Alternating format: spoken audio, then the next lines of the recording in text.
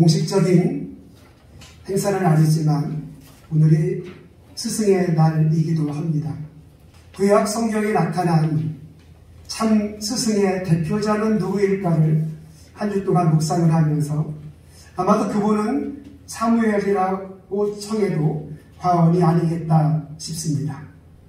사무엘은 마지막 사사이기도 하지만 어찌 보면 그는 참 예언자요, 참 왕의 역할을 감당했던 사람이요, 참 제사장이라고 볼 수 있겠습니다.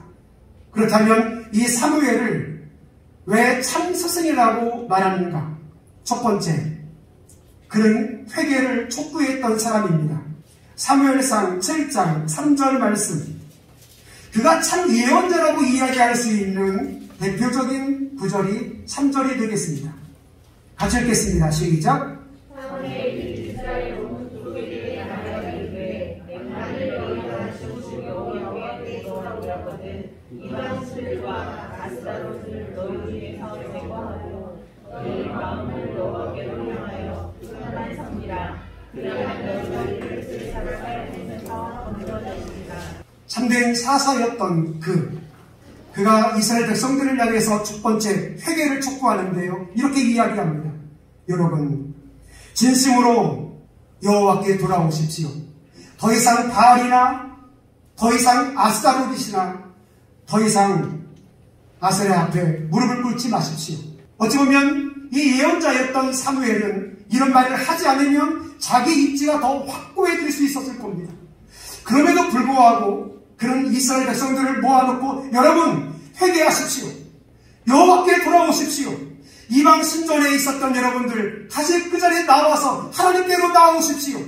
블레셋 사람들이 우리나라를 쳐들어오는 근본적인 이유가 우리가 하나님 앞에 범죄하였기 때문입니다. 여러분, 우리 회개합시다.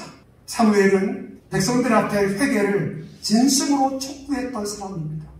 다음 절을 보시게 되면 이스라엘 자손이 바알들과 여기에 이에 이스라엘 자손이, 이것은 사무엘이 말씀을 하시고 여기에 맞추어서 이스라엘 자손이 바알과 아스타롯을 제거하고 여호와만 섬기니라. 참 예언자의 말을 그대로 들었습니다. 두 번째, 사무엘을 왜 참스승이라고 이야기하는가? 7장 8절을 보시겠습니다. 이스라엘 자손이 사무엘에게 이르되 당신은 우리를 위하여 우리 하나님 여호와께 쉬지 말고 부르짖어 우리를 블레셋 사람들의 손에서 구원하시게 하소서. 여기 사무엘의 사명은 중보 사역입니다.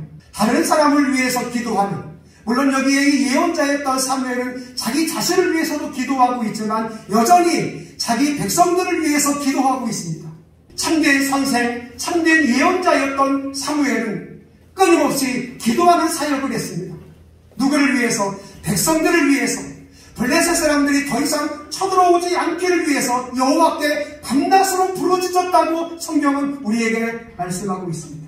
우리의 방법이 아닌 하나님의 방법으로 기도하였더니 그에게 전쟁을 주셨다고 말을 합니다. 우리의 삶에 많은 어려움들이 있습니다. 막힘이 있습니다. 이리저리 흐트러진 우리의 삶이지만 우리가 해야 할 것은 다른 것이 아닙니다. 바로 기도입니다. 그 싸움의 승패는 우리 인간에게 있는 것 같지만 철저하게 하나님께 있는 것입니다. 우리를 바라시며 그들을 어지럽게 하시니 이 싸움에서 이기게 되었다고 말을 합니다. 이때 사무엘은 에벨에셀이라는 단어를 사용하게 됩니다. 하나님이 여기까지 도우셨다.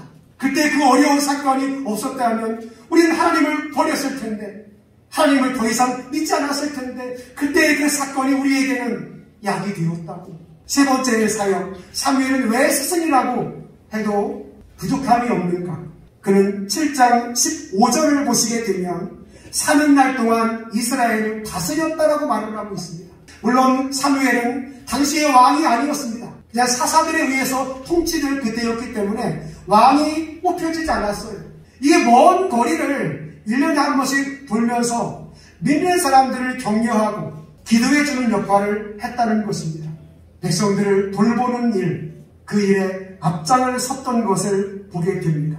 그리고 17절 후반을 보게 되면 거기에 여호와를 위하여 뭘 쌓았더라? 제단을 쌓았더라라고 말을 합니다. 이곳저곳을 다니면서 그곳에서 제단을 쌓게 되는 것이죠. 거기서 하나님 앞에 제물을 드리고 제사를 드리는 이 행위를 끊임없이 했던 것을 보게 됩니다. 어찌 보면 그는 예배의 사람이었어요. 우리의 예배는 교회 안에서만의 예배가 아니라 여러분이 어디를 가도 예배의 자리가 될 수 있는 것은 사무엘은 가는 곳곳마다 제단을 쌓고 하나님을 예배했다고 말씀하고 있습니다. 예배는 장소의 개념보다 생활의 개념이 더 강하다고 볼 수 있는 것이죠. 마지막 네 번째, 사무엘이 왜 참 스승이라고 이야기할 수 있는가? 그는 8장 5절을 보시게 되면 백성들이 이렇게 사무엘을 향해서 말을 합니다. 보십시오. 당신은 너무 늙으셨습니다. 당신의 아들들은 당신의 의로운 행위를 따르지 않고 참 불의한 사람들입니다. 재판을 할 때 돈을 받지를 않나 제대로 된 제사를 드리지도 않고 당신의 행위를 따르지 않으니 우리에게 왕을 세워주십시오. 우리에게도 왕을 세워주십시오. 끊임없이 사무엘을 찾아옵니다. 8장 19절도 마찬가지예요. 이 사무엘의 말 듣기를 거절. 사무엘의 말은 무슨 말이냐면 8장 6절을 보시게 되면 사무엘이 그것을 기뻐하지 아니하여 하나님이 왕을 세우는 것을 기뻐하지 않으셔요. 우리의 참된 왕은 야훼 하나님, 그분이 우리의 왕이시라고요. 이 말을 계속해서 반복적으로 이야기할 때 19절에 백성이 사무엘의 말 듣기를 거절하여 제발 좀 그만하세요. 20절에 이렇게 이야기합니다. 우리도 다른 나라들과 같이 되어 우리의 왕이 우리를 다스리며 우리 앞에 나가서 우리의 싸움을 싸워야 할 것입니다. 철저하게 우리예요. 하나님의 영광을 위해서가 아니라 우리를 위해서 왕을 세워주십시오. 우리를 위해서 싸워주실, 우리의 재산을 보호해줄 그런 왕을 세워주십시오. 결국 왕을 세우는 목적은 나라의 평화가 아니었습니다.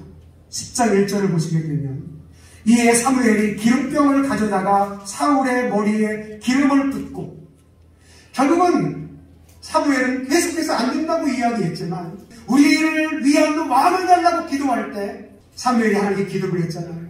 그때 하나님이 그렇게 답을 주십니다. 8장 8절에 내가 그들을 애굽에서 인도해 난 날부터 오늘까지 그들이 나를 버리고 그들이 다른 신을 이제까지 섬겨왔어. 7절에 또 이야기하죠. 그들이 너를 버림이 아니요 나를 버림이라. 왕을 세워달라고 이야기하는 것은 너를 버리는 게 아니라 야훼인 하나님을 버리는 행위와 같다는 겁니다. 만약에 왕이 생기게 되면 어떤 일이 있는지 8장 11절에 너희의 아들들을 데려다가 병거와 말을 어거하게 할 것이다.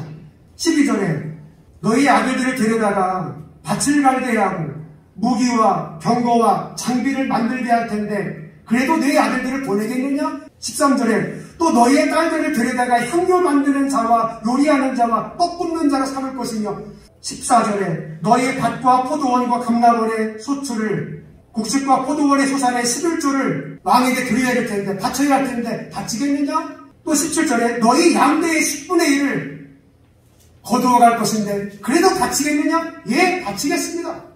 왕만 세울 수만 있다면 우리 동물의 11조를 우리 소출의 11조를 왕에게 바칠 겁니다. 그러니 우리에게 왕을 세워주십시오. 결국은 하나님의 허락이 있었습니다. 왕을 세워줘라. 근데 이 허락은 완성된 허락이 아니었습니다.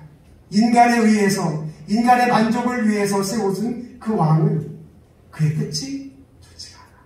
우리는 너무 지극히 교회가 개인주의로 가게 되는 것, 신앙도 너무 개인주의로 가게 되는 것을 조금 경계할 필요가 있습니다. 우리는 우리의 모임을 중요시 여겨야 합니다. 우리의 지체를 중요시 여겨야 합니다. 내 형제와 내 자매의 아픔을 돌볼 수 있어야 하고 그 아픔을 같이 하는 것이 우리의 사명이 아니겠어요? 여기에 철저하게 나 자신을 위한 당시에 있는 자들을 위한 왕을 요구했을 때 결국 세워지긴 하지만 끝이 좋지 않아요. 사랑하는 여러분, 진정한 회개는 나에게로부터 있어져야 합니다. 진정한 중보기도는 나에게로부터 시작이 되어야 합니다. 진정한 다스림은 나 자신을 위한 다스림부터 시작이 되어야 합니다. 그럴 때 하나님께서는 사무엘을 통해서 왕을 세우는 엄청난 일을 행하시게 되는 것이죠. 우리의 참스승 사무엘의 신앙을 본받는 저와 여러분들이 되어지기를 주의 이름으로 축원합니다. 기도하겠습니다.